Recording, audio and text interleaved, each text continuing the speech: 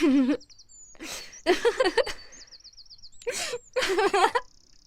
know, the other day, I caught myself in the middle of a mental spiral. I was sitting with my planner, looking at bills, school fees, groceries, and this one thought just kept running in my head. How do I secure everything? How do I make sure nothing goes wrong? Oh no, you were having that moment, huh? Oh, big time. And then, in the middle of all that stress, I remembered Surah Quraysh, and it hit me. This surah was literally talking about this exact feeling, except in the context of an entire nation. Wait, Quraysh. As in the tribe that had all the wealth, security, and trade routes, what's the connection?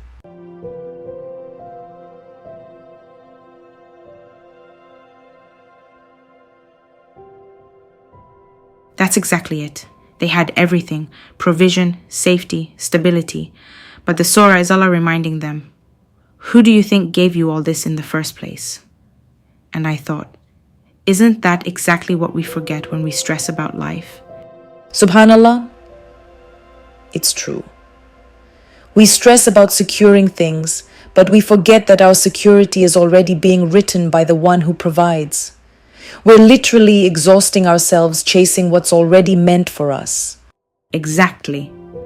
Allah says in the surah that He's the one who fed them from hunger and granted them safety from fear. Imagine the two biggest concerns in life, provision and security. And yet, here we are, thinking it's all on us. And you know what else?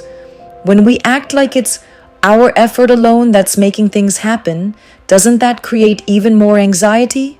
It's like we're carrying a weight we were never meant to carry alone. Yup. And that's why this surah isn't just historical, it's personal. Every one of us has a Quraysh moment, a time when we're so caught up in making things happen that we forget who is behind it all. Okay, so let's make this real. How do we actually train ourselves to stop the chasing mindset and start trusting Allah more? Great question. I think it comes down to 3 powerful shifts we need to make in our daily lives. Let's break them down. 1. Change how we think about provision. Risk is not just money. First, we have to redefine what risk really is. We think it's just money, but risk is your peace of mind, your time, your children's health, even the fact that your heart is still beating right now. Allah guaranteed.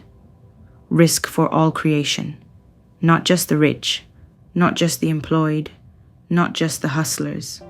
So when you remember that, you stop seeing risk as something you must chase and start seeing it as something already written for you. That's huge.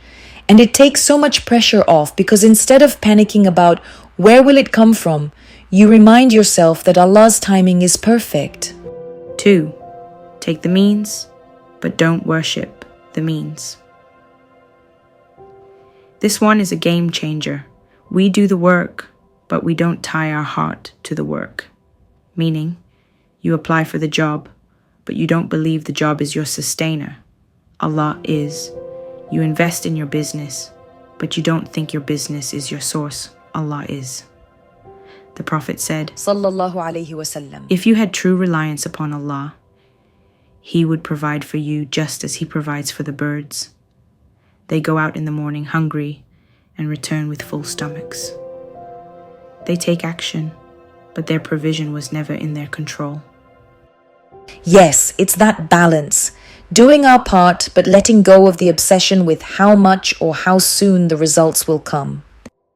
3. Build an I have Allah habit, daily trust reminders. Okay, this one is for practical people like me who need an actual daily action step. Start every morning with a simple phrase. Hasbi Allah, Allah is enough for me. Before checking your phone, before jumping into stress mode, just pause and remind yourself, Allah is my provider, my protector, my sustainer. He was yesterday, He is today, and He will be tomorrow. The more you remind yourself, the more it becomes second nature. I love that. And even if it's not verbal, just catching yourself when you start spiraling and replacing that panic with trust, it's a game changer. Oh, and journaling. This has helped me so much. I write down my financial worries, my anxieties, and then I literally pair each one with a verse or a name of Allah that reminds me of His control over it. Wait, that's genius. So if you're worried about money, you'd write it down and then pair it with Arazak, the provider. Exactly. Or if I feel like I have no control over what's coming next, I remind myself of Al-Wakil, the ultimate trustee. It shifts the weight off my shoulders. It's not just me trying to figure things out. Allah already has the solution. Subhanallah. I love that. Means you're retraining your mind to think from a place of trust rather than fear. Okay, I'm trying this. So, if this resonated with you, try it this week. Pick one of these shifts, be it redefining risk, letting go of obsession with results, or just saying Hasbi Allah every morning. And then tell us, did you feel lighter, more at peace?